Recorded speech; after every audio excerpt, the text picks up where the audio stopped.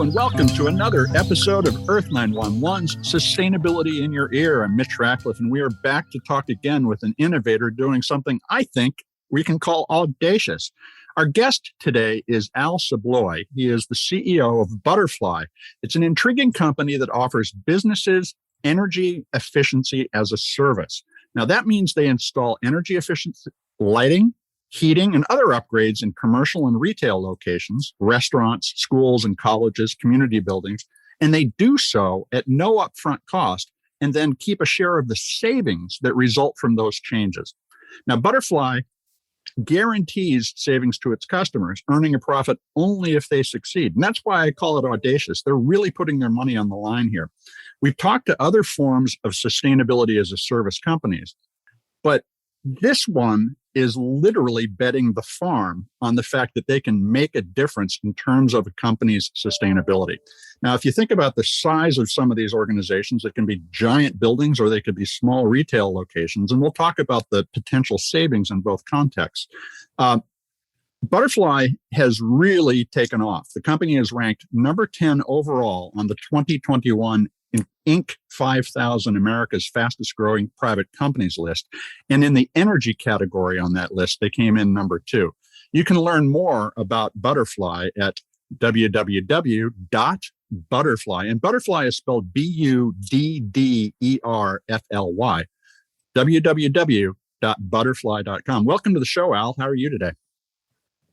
I'm great. How are you doing? Doing well. And it's a pleasure to have you here. I wanted to just start off. Your business model is not one that most entrepreneurs would think of, which is to give away a bunch of stuff and then collect on the profit, the savings generated by providing that service to somebody. How did you develop the idea of energy efficiency as a service for business and community buildings? A great question. I was frustrated, and maybe a lot of us are, that we have the technology, the know-how, and the ability to drive 30% reduction of waste in almost any facility of different types of industries, and yet we haven't. And it's because there's a tremendous amount of friction. Real simple, the friction's based on capital. People don't necessarily want to write the checks because it's difficult to measure the benefit. It's also a multitude of choices. There's many technologies, and companies that are restaurants or schools, it's not their specialty. So very difficult to do. And it sometimes leads to maybe 5 or 10 different projects, which is too complex to manage. So we decided to turn it on its head. We take care of the entire model, including paying for everything, installing everything. We built a billing system that runs all the savings management for the customer. It's really easy to do. They have to do very little, or they can get very involved. So by making it simple and easy, we got rid of the friction, and that's probably a good reason behind our fast growth. Well, now, you're calling out an important feature of the sustainability economy, and that is that we are so wasteful in our present configuration that the economy is literally just crying out to be optimized. And, if you can generate a 30% saving by putting your systems in place, that means that a company can probably immediately lower its energy consumption and its cost by at least 15% after you take your share. Is that roughly the way it goes, a 50-50 split of the savings? Probably a better way to look at it. It's expensive, obviously, to buy these things that are energy efficient. And, between labor and materials. So roughly at 30%, there's about 20% or more that the customer will end up with between the capital that we buy and their bottom line on their P&L. And then it also takes a lot of work to manage this. So that's probably close to another 3, 4, or 5%. And we provide all those services, again, free of charge. And we built all that right into the model. So the customer never writes a check for anything. So in addition to the hardware and software that you install, those services are a form of consulting. Do you have folks come into the business and on a recurring basis to continue to try to optimize the environment?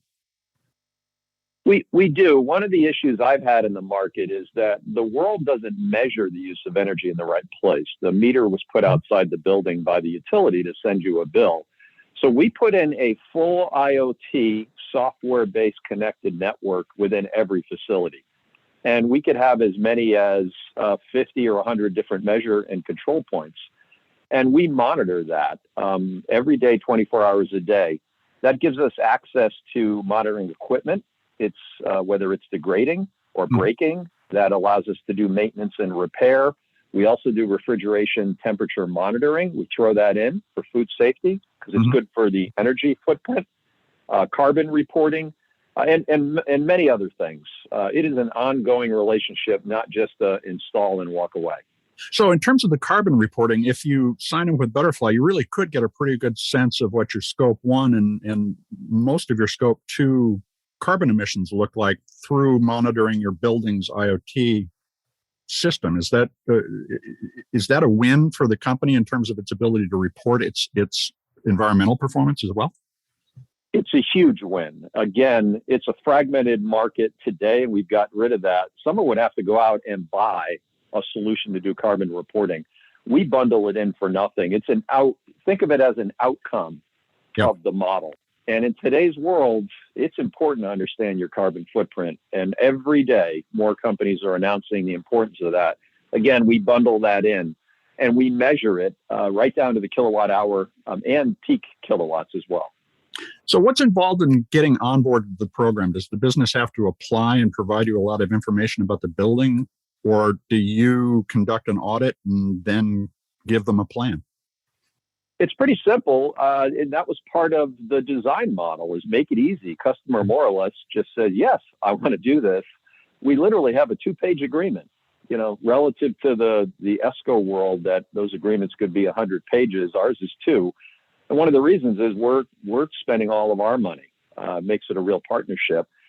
We have a lot of online registration capabilities for them to do, and all they really have to do is schedule a visit. We'll show up for maybe a couple of hours. We'll do a full survey, and then we fully understand, because we do this every day, exactly how to install all the different components, which we usually get done, I'd say, within about 60 days, sometimes 90 days. We can have everything installed, including refrigeration controls, lighting, sometimes brand new HVACs, very high SEER, high efficiency units within the facility.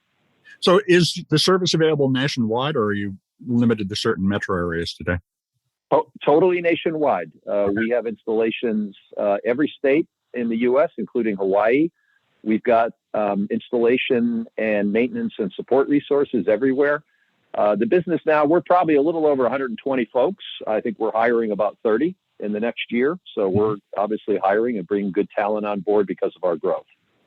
Now, how long after you begin the program does the typical business start to see those savings? Is it month 1? And I guess the other question is, how do you collect your share? Do you take over their billing and then pass along the savings, or do you charge them after the fact, so to speak? It was important to make this very simple and customer friendly. So if a customer signs an agreement, within 1 to 2 months, they will begin getting savings. And the savings will start automatically because we do have a billing system that puts the savings in it for them. So we have control of that.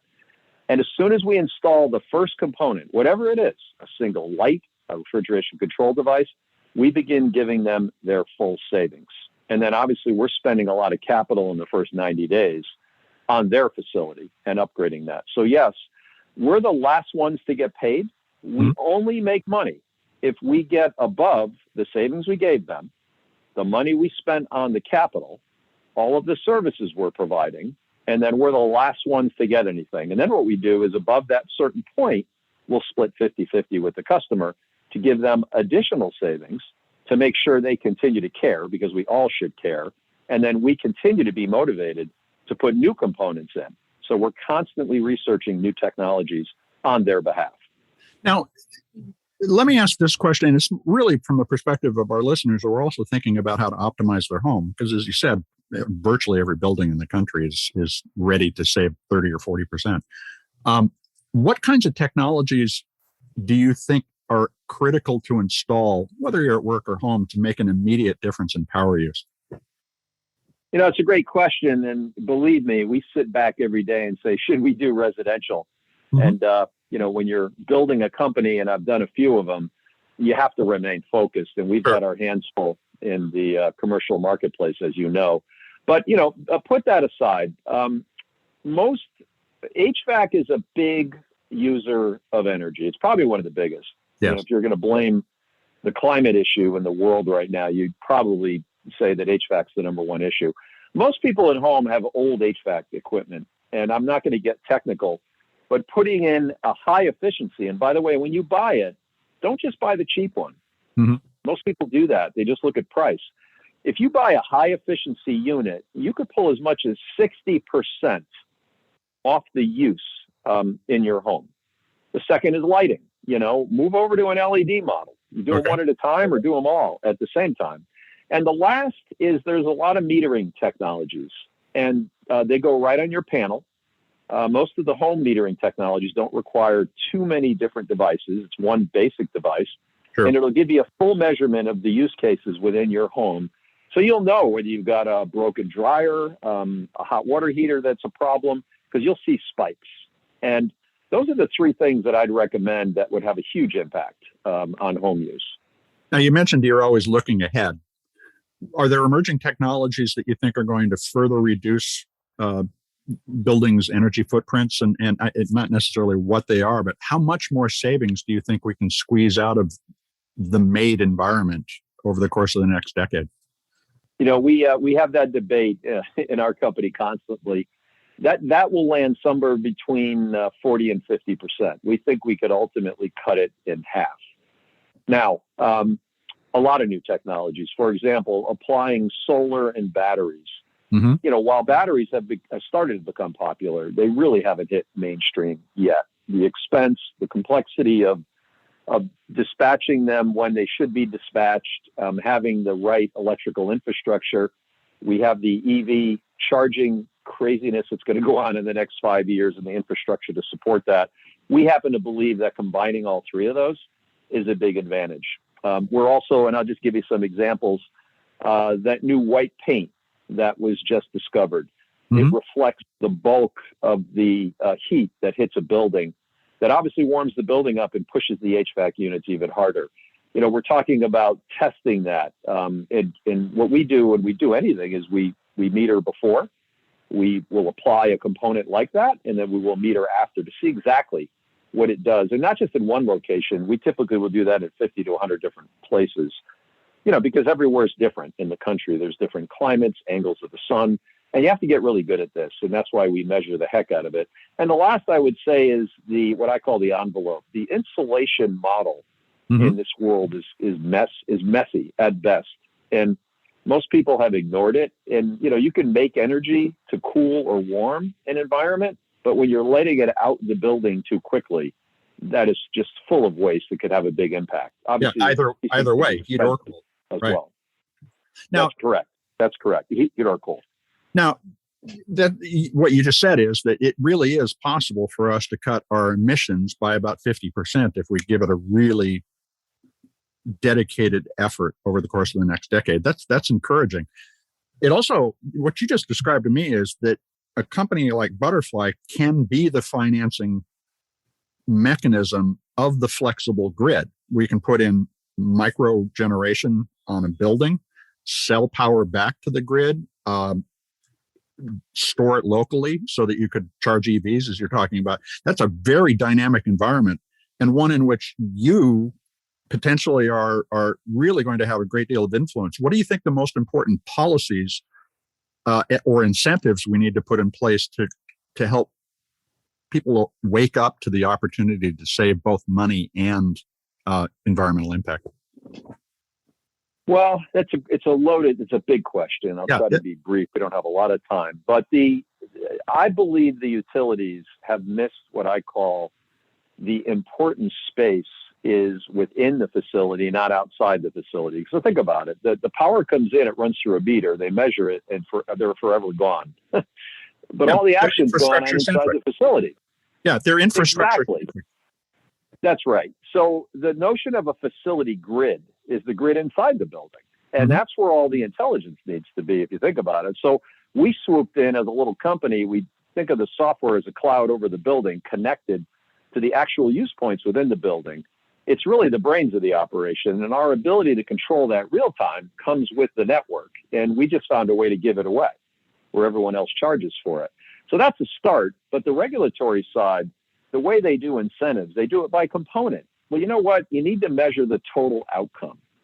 It's the outcome that matters. If we can drive a 32% save using 12 different components, we happen to be the ones that measure that outcome. And the way the incentive is structured today, it's too much by component.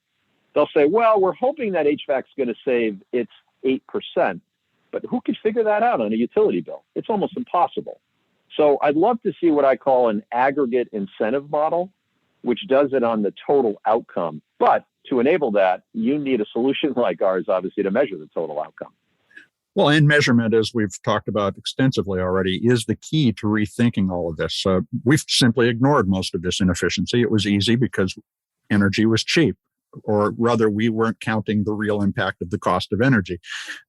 Now, I hear you saying is we don't really need incentive programs at the federal or the state level. There's savings simply sitting there to be had. We don't. Does that suggest we don't need any additional federal incentives in place in order to start to drive this? Well, listen, I come from a school. I'm not going to depend on a governmental program to build our business. Never. Mm-hmm. That said, it never hurts. If you look at our business model, there are incentives, but they're not a huge requirement to do what we're doing. We don't depend on them. I would never build a company to depend on that. That said, the rest of how much market can we consume? And we're growing, call it 50 to 100% a year.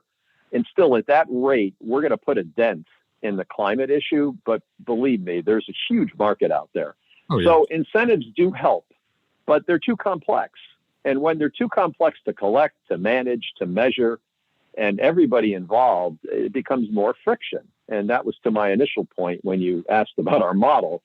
Our model got rid of all the friction. I put the incentives on our shoulders, and if we don't get any, we still do the deal. I don't depend on them. Some states don't have any incentives, so we don't differentiate. If we're doing a deal in Florida versus California or Massachusetts, Connecticut, anywhere, Illinois, it doesn't matter. We look at it as a portfolio strategy, and we're there to really just drive the usage down because carbon doesn't differentiate the dollar. Carbon comes out no matter where you are. Yeah, it is the real world, and we have been ignoring it for a long time. Now, one of the questions that came to mind as I was reading about this, if I were a business owner and I sell my business and I'm a Budderfly customer, what happens? Does Budderfly come in and take the stuff out because it's no longer the same customer? Or is it simply left in place? Are you locked in, I guess is the best way to ask the question. We made it simple. The agreement's just transferred. Simple. Call us, it transfers. Take 5 minutes, not hard to do. Think about it. We've invested in the energy infrastructure in that facility. The new owner is the benefactor. They're a benefactor of a lower energy bill, and they're the benefactor of brand new equipment in that facility. Now, if in fact they don't want it, we have a very friendly out clause. Okay. We did that in the agreement. And we did it because we didn't want people to feel that they didn't have, just in case, for whatever reason, they want to say, you know what, I'm going to go do this on my own. It's a very simple buyout model. It's friendly. And think of it as the savings themselves actually can help pay for most of the buyout. Right. So they front load their investment and then start to collect on their own. But it doesn't make sense. I mean, the ongoing consulting that you're talking about really is part of the service that you would want to inherit with your new building. Yeah, it's, when you get into it like we are scientifically, you'll realize that the service, the monitoring, the capabilities, the measurement, the sub-metering, the alerts, they become incredibly valuable. In the long run, I think this is a bigger data play than anything else. And it just so happens there's a huge economic and an environmental benefit, right? But it's really a data play. We're collecting 1 billion energy records per day right now.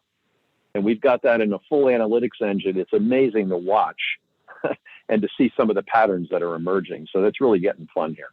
So could you theoretically securitize future savings and use that to amplify your capital raising capability? Absolutely. Absolutely. Think of this as an annuity. If you were to say, what part of this market I want to play in, do I want to be a landlord collecting that, everyday rent? You think about it, your electric bill might be the one thing you almost have to have. You have no choice, right? Right. So the banks and the finance people look at that annuity stream. And what happens is when our savings begins to run and our P&L model runs, it's a very predictable long-term P&L. Whereas even in the software business, you're looking at 2-3 year subscription agreements. Ours can go out 10 years, even longer. And that makes at least the availability of capital that we provide for our customers, very easy to get in today's market. Now, your current offering is focused on energy efficiency, but there's clearly other ways to create environmental improvements and financial savings. So are you looking at water management, for example, as a market you can expand into in the commercial space?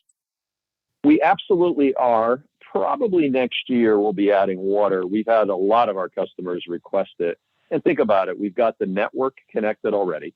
Right. We've already got a facility grid in. You really only got a different type of set of meters to measure water. Not hard for us to do that. I will say that water is a little easier.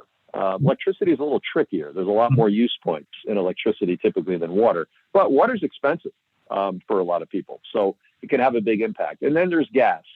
Gas is controversial today. It's still required. You need it. A lot of our customers have it. We'll have it for a while. But overall, the notion of the fossil fuel model, even for backup and generators and things, we're seeing a potential move to fuel cells. So we're trying to look forward and say, we're not just pulling 30 to 50% use out. We also want to pull out another 20, 30% out into a renewable source and have a really big bite of the apple from the carbon footprint standpoint, bigger than the save itself. Could you get even more meta? And I don't want to make a Facebook joke, but broaden your perspective even more and manage, for instance, low carbon data services, or plug in find the lowest carbon route for a packet of information, for instance.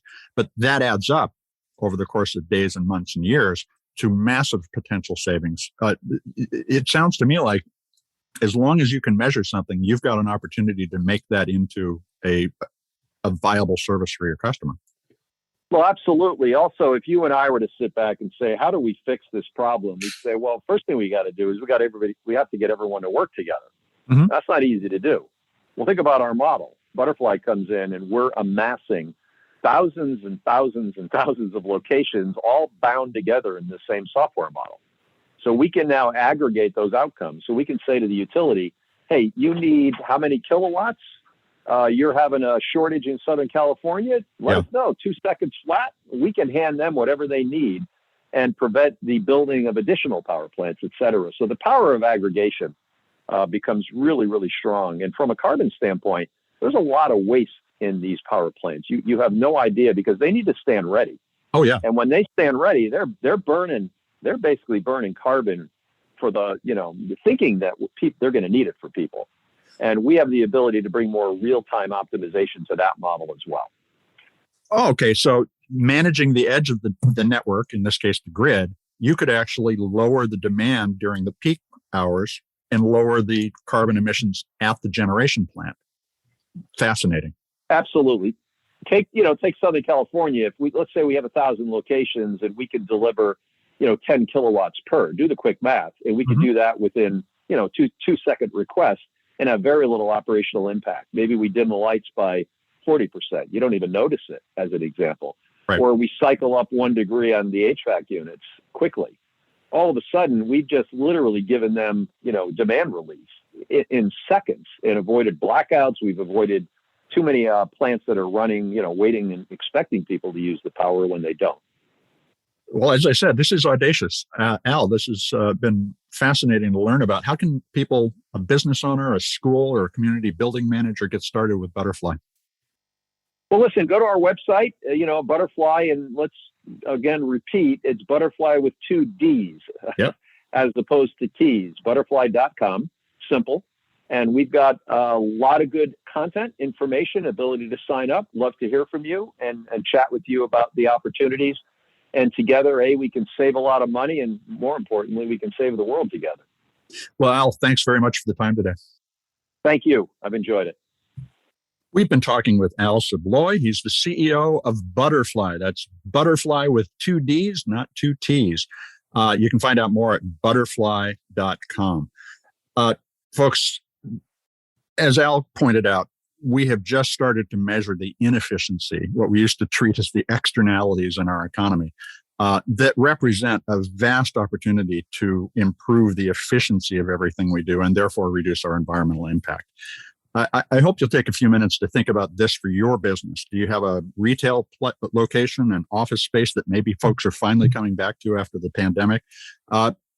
Look at whether or not you can lower your energy use, your CO2 emissions, and everything else about your business by putting in an energy efficiency system, and consider Budderfly.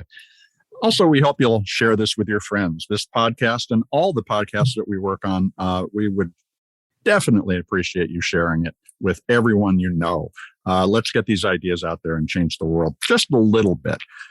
This is Earth911, Sustainability in Your Ear. We're going to be back with another interview soon. In the meantime, folks, take care of yourself, take care of one another, and let's all take care of this beautiful planet of ours.